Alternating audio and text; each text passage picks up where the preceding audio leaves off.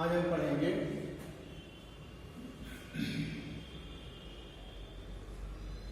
Asexual reproduction का last topic non motile spore. उस दिन हम लोग पढ़े थे फ्राइडे को एसेक्सुअल में जू स्पोर पढ़े थे, ओइडिया पढ़े थे और नॉन मोटाइल स्पोर पढ़े थे। इसके बाद अब अगला है नॉन मोटाइल स्पोर। एक मोटाइल स्पोर होते हैं, एक नॉन मोटाइल। मोटाइल वो होते हैं जिनमें जू स्पोर बनते हैं, वो मोटाइल होते हैं क्योंकि उसमें फ्लैजिला पाए जाते हैं। फ्लैजिला एक प्रकार के तंतु होते हैं, एक प्रकार के स्ट्रक्चर होते हैं, संरचनाएं होती हैं जिनके द्वारा जू स्पोर गमन करते हैं। और जो फ्लैजिला होते हैं ये फ्लैजिला के द्वारा जो स्पोर बनते हैं वो गमन करते हैं, इसलिए इसको जू स्पोर या चल बीजाणु कहा जाता है। आज हम लोग पढ़ेंगे नॉन मोटाइल स्पोर में। पहला है एप्लाइनोस्पोर। एप्लाइनोस्पोर मतलब होता है हिंदी में इसको कहते हैं अचल बीजाणु। अचल जो चल नहीं सकता। अभी हम लोग पढ़े थे चल बीजाणु, जिसे हिंदी में कहते हैं चल बीजाणु, अंग्रेजी में कहते हैं जू स्पोर। और जो बनते हैं वहां पर कहाँ बनते हैं? जू स्पोर एंजियम में चल बीजाणु धानी में बनते हैं। तो जो एप्लाइनोस्पोर होते हैं, एप्लाइनोस्पोर को हिंदी में कहते हैं अचल बीजाणु। अचल बीजाणु का निर्माण अनफेवरेबल कंडीशन में होता है। दो कंडीशन हम लोग पढ़े हैं, एक फेवरेबल कंडीशन होती है, दूसरी अनफेवरेबल कंडीशन होती है। फेवरेबल कंडीशन वह कंडीशन होती है जिसमें जो जीवधारी है, जो ऑर्गेनिज्म है, उसको पर्याप्त मात्रा में फूड मिलता है, टेम्परेचर उसके हिसाब से होता है, इसे फेवरेबल कंडीशन कहते हैं। अनफेवरेबल कंडीशन उसे कहते हैं जब टेम्परेचर एडवर्स कंडीशन होती है। एडवर्स कंडीशन जब टेम्परेचर बहुत ज़्यादा होता है या बहुत कम होता है, फूड जो नहीं होता। इसी प्रकार से प्लांट में देखा जाए तो प्लांट में अनफेवरेबल कंडीशन तब आती है जब बहुत ज़्यादा गर्मी होती है, बहुत ज़्यादा सर्दी होती है, तब अनफेवरेबल कंडीशन आती है। तो जो एप्लाइनोस्पोर होता है, aplanospore the formation of aplanospore in Ulothrix. Ulothrix में एप्लाइनोस्पोर का निर्माण होता है अनफेवरेबल कंडीशन में। इन अनफेवरेबल कंडीशन में एप्लाइनोस्पोर का निर्माण होता है किसमें? यूलोथ्रिक्स। यूलोथ्रिक्स एक प्रकार का शैवाल होता है। यूलोथ्रिक्स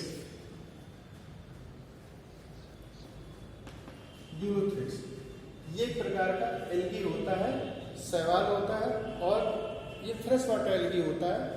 तालाब में दो प्रकार के एल्गी हम लोग पढ़े हैं, एक फ्रेश वाटर एल्गी होते हैं, दूसरी मैरीन एल्गी होते हैं, समुद्री शैवाल होते हैं।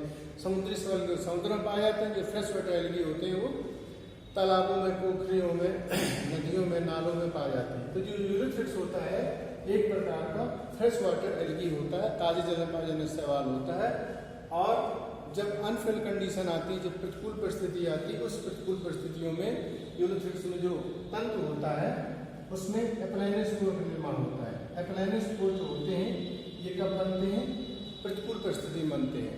और जो इसका साइटोप्लाज्म होता है, जो इसका क्लोरोप्लास्ट होता है, जो इसका सेल ऑर्गेनेल्स होता है, वो स्पोर में बदल जाता है, उसे कहते हैं एप्लाइनोस्पोर। एप्लाइनोस्पोर के चारों ओर एक विशेषता होती है, इसके चारों ओर एक पतली लेयर होती है, थिन लेयर होती है। एप्लाइनोस्पोर जब अनुकूल परिस्थिति आती है तो एप्लाइनोस्पोर जर्मिनेट कर जाता है। ये जर्मिनेट वाला है पार्ट, जर्मिनेटिंग स्पोर्स, ये जर्मिनेट कर जाते हैं और जर्मिनेट करके एक नए शैवाल के पौधे का निर्माण करते हैं। हम लोग एप्लाइनोस्पोर एक बार और समझ लेते हैं। एप्लाइनोस्पोर हिंदी में अचल बीजाणु कहते हैं। इसका निर्माण प्रतिकूल परिस्थिति में होता है, और जब प्रतिकूल परिस्थिति होती है उस समय इसका जो कोशिकाद्रव होता है, केंद्रक कोशिकांग होते हैं, स्पोर बदल जाते हैं। इसके चारों पतली भित्ति होती है, पतली लेयर होती है, और जब अनुकूल परिस्थिति आती है प्रत्येक एप्लाइनोस्पोर जर्मिनेट करके एक नए ये शैवाल का तंतु में परिवर्तित हो जाता है। अगला है हिप्नोस्पोर। हिप्नोस्पोर मतलब कहते हैं सुप्त बीजाणु। ये सुप्त बीजाणु है, उसमें हम लोग देखें कि इसमें एक पतली लेयर होती है, थिन लेयर होती है। इसमें क्या होती है? इसमें मोटी लेयर होती है, थिक वाल होती है, मोटी परत होती है, और ये भी प्रतिकूल परिस्थिति बनती है। हिप्नोस्पोर का निर्माण भी प्रतिकूल परिस्थिति में होता है शैवालों में, और इसके अंदर जो कोशिका द्रव होता है, केंद्रक होता है, उसके चारों ओर स्पोर बन जाता है, उसके चारों ओर एक मोटी भित्ति बन जाती है और ये पड़े रहते हैं प्रतिकूल परिस्थिति में। जैसे अनुकूल परिस्थिति आती है वो अनुकूल परिस्थिति में प्रत्येक हिप्नोस्पोर से एक नए शैवाल के पौधे का निर्माण होता है। अब आता है एकाइनीड। एकाइनीड जो होता है, एकाइनीड भी एक प्रकार का स्पोर होता है। एकाइनीड भी एक प्रकार का स्पोर होता है। अभी तक हम लोग देखे एपराइनोस्पोर में देखे, हिप्नोस्पोर देखे कि इसमें सेल वॉल का कोई रोल नहीं होता। जो सेल वॉल होती है इसका कोई रोल नहीं होता, इसका कोई महत्व नहीं होता। लेकिन एकाइनीड में क्या होता है, सेल वॉल पूरी कोशिका इंक्लूडिंग सेल वॉल एक स्पोर में बदल जाता है। ये पूरी कोशिका इंक्लूडिंग सेल वॉल, कोशिका व्यक्ति सहित पूरी कोशिका द्रव, केंद्रक, कोशिकांग पूरा एकाइनीड में बदल जाता है, स्पोर बदल जाता है, नाम होता है स्पोर बदल जाता है, उसे एकाइनीड कहते हैं। और एकाइनीड का निर्माण भी अनफिल्ड कंडीशन में होता है। अभी तक हम लोग देखे एपराइनोस्पोर में, हिप्नोस्पोर में इसमें सेल वॉल का कोई रोल नहीं था। लेकिन एकाइनीड में क्या होता है, संपूर्ण कोशिका इंक्लूडिंग सेल वॉल कोशिका द्रव मिला करके एक स्पोर बदल जाता है, जिसे एकाइनीड कहते हैं। एकाइनीड प्रतिकूल परिस्थिति ऐसी पड़ी रहती है और ये बीज बनती है। अनुकूल परिस्थिति में प्रत्येक एकाइनीड से एक नए पौधे का निर्माण होता है। ये भी शैवालों में या यूरोथ्रिप्स में पाया जाता है। अब अगला आता है पाल्मेला स्टेज। पाल्मेला स्टेज जो होती है, पाल्मेला स्टेज तब होती है जब बहुत ज़्यादा गर्मी पड़ती है। अगर बहुत ज़्यादा गर्मी जब पड़ती है, हम लोग अगर देखें तालाबों में, जो गांव में तालाब होते हैं, कहीं भी तालाब होते हैं, जब जहाँ पर छोटे तालाब होते हैं, पानी की कमी होती है, गर्मी पूरे सूख जाते हैं। और जब सूख जाते हैं तो उसमें हम लोग देखते हैं कि उसमें नीचे कीचड़ रह जाता है, पानी पूरा सूख जाता है। उसी कीचड़ में जो शैवाल होते हैं वो अपने आप को सर्वाइव करने का, अपने आप को जीवित रखने का प्रयास करते हैं और उस समय पाल्मेला स्टेज बनती है। पाल्मेला स्टेज में क्या होता है, जो तंतु होता है, जो शैवाल का तंतु है, जो फिलामेंट है, अपने चारों ओर म्यूसिलेज, हिंदी में इसको कहते हैं श्लेष, श्लेष स्रावित करता है। और ये श्लेष में और उसके अंदर तेजी से सेल विजन होता है, अनेकों ये स्पोर बन जाते हैं। स्पोर है, ये स्पोर है और ये स्पोर ऐसे ही पड़े रहते हैं। पाल्मेला स्टेज ये भी अनफिल्ड कंडीशन में होती है। कब होती है, जब जल की बेहद कमी होती है, जब पूरा तालाब जल का जो यहाँ पर शैवाल है, तंतु है, सूख जाता है। पानी की अत्यधिक कमी होने पर गर्मियों में शैवाल के तंतु चारों ओर अपने चारों ओर एक श्लेष स्रावित करते हैं। उस श्लेष के अंदर अनेकों स्पोर बन जाते हैं, तेजी से सेल डिवीजन होता है, स्पोर बन जाते हैं और ये स्पोर ऐसे ही पड़े रहते हैं श्लेष में। श्लेष के कारण क्या होता है कि स्पोर बचे रहते हैं, सूख नहीं पाते और जब फेवरेबल कंडीशन आती है, जब बरसात का समय आता है तो ये श्लेष में बन जाता है। प्रत्येक सेल से, प्रत्येक स्पोर से एक नए पौधे का निर्माण होता है। ये होगा पाल्मेला स्टेज हो गया। अब अगला आता है फ्रेगमेंटेशन या रिजनरेशन। फ्रेगमेंटेशन मतलब होता है टूटना, खंडी होना, या रिजनरेशन मतलब पुनरुद्धार, पुनर्निर्माण करना। फ्रेगमेंटेशन मतलब क्या होता है कि जो शैवाल सूत्र होते हैं, तंतु होते हैं, बड़े बड़े तंतु होते हैं, बाह्य शक्ति द्वारा, किसी बाह्य शक्ति द्वारा, पानी की तरंग द्वारा या पानी किसी बाह्य जंतु द्वारा शैवाल कई टुकड़ों में टूट जाता है और प्रत्येक टुकड़े से एक नए पौधे का निर्माण होता है। ये स्पाइरोगाइरा का तंतु है, यहाँ से टूट जाएगा और इसके पश्चात ये जो है ये पार्ट अलग हो जाएगा, दोनों पार्ट अलग हो जाएंगे और प्रत्येक पार्ट अलग होकर के एक नए शैवाल तंतु का निर्माण करेगा। और ये क्रिया तेजी से लगातार चलती रहती है। ये स्पाइरोगाइरा तंतु होता है, उसमें जो है फीता के आकार का हल्का पाया जाता है। इस तरह से ये पाइनाइट्स होते हैं, ये केंद्रक होता है, कोशिका तरफ धागे ढका रहता है। ये पार्ट यहाँ से ये नया पौधे का निर्माण, तंतु का निर्माण करेगा। इसी प्रकार से ये जो पार्ट ये बीच से एच से टूट जाएगा। इस प्रकार से जो खंडीभवन होता है, फ्रेगमेंटेशन होता है, ये बाह्य शक्ति द्वारा होता है। इसमें इंटरनल पावर का उपयोग नहीं होता है, तंतु बाह्य शक्ति द्वारा कई छोटे छोटे टुकड़ों में टूट जाता है। प्रत्येक टुकड़ा एक नए शैवाल तंत्र का निर्माण कर लेता है। जो शैवाल होता है स्पाइरोगैरा का, स्पाइरोगैरा का ये है, इसमें केंद्रक की है, क्लोरोप्लास्ट की तकियाकार होता है। इसी प्रकार रिजनरेशन मतलब पुनरुत्थान। रिजनरेशन ये होता है कि कोई पार्ट को काट दिया जाए, जैसे अमीबा को काट दिया जाए कई भागों में। मान लीजिए अमीबा है, ये अमीबा है, केंद्रक है, इसको कई टुकड़ों में काट दिया जाए और प्रत्येक टुकड़ा जिसमें न्यूक्लियस का भाग होगा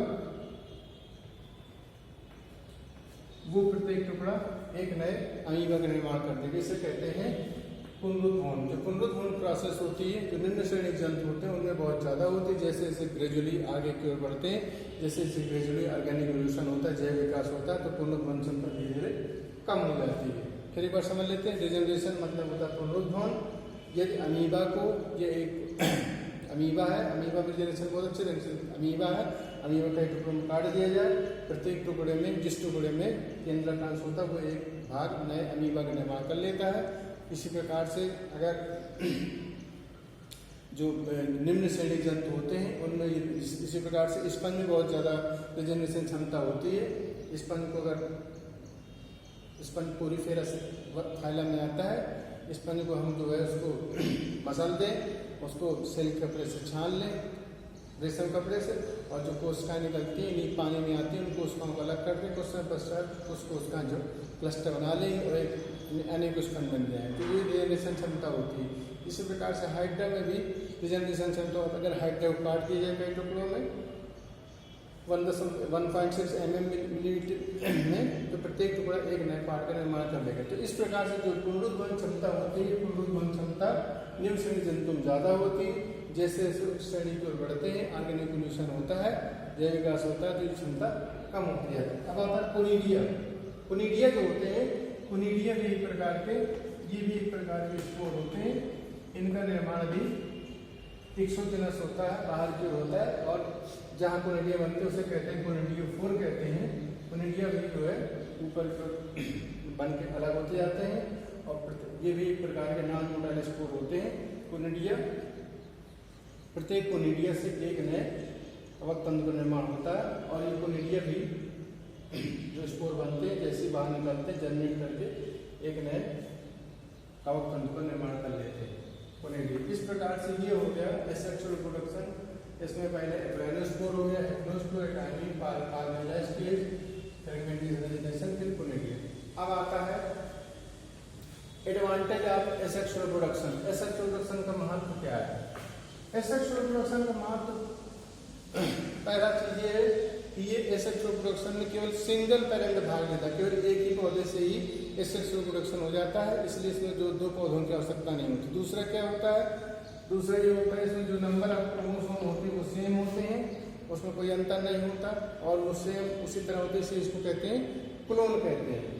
क्लोन हम लोग पढ़े थे, क्लोन एक प्रकार का जिसे फोटोकॉपी कहते हैं। तीसरा क्या है? इसमें न तो मियोसिस होता है, न तो इसमें स्पोर बनता है, न तो इसमें गैमीट बनता है, न तो इसमें जो है फर्टिलाइजेशन होता है, इसलिए ये प्रोसेस बहुत जल्दी होती है। इसी प्रकार से टिश्यू कल्चर एक शब्द आता है, जो पढ़े थे। टिश्यू कल्चर वाला क्या होता है कि टिश्यू कल्चर द्वारा बहुत ज़्यादा पौधों का निर्माण कुछ ही समय में हो जाता है। अगर हम टेस्ट ट्यूब में थोड़ा थोड़ा सेल का जो है क्लस्टर ऑफ सेल डाल दें तो कुछ समय पश्चात अनेकों पौधे बन जाएंगे। तो टिश्यू कल्चर एक प्रकार, ये भी एक प्रकार का एसेक्सुअल रिप्रोडक्शन का पार्ट होता है, और इससे क्या होता है तेजी से जो है कुछ ही समय में हजारों पौधे बनाए जा सकते हैं। तो ये भी एक प्रकार का इसका एडवांटेज है।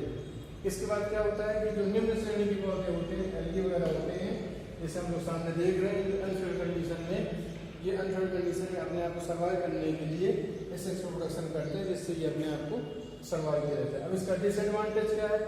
डिसएडवांटेज ये इसका कि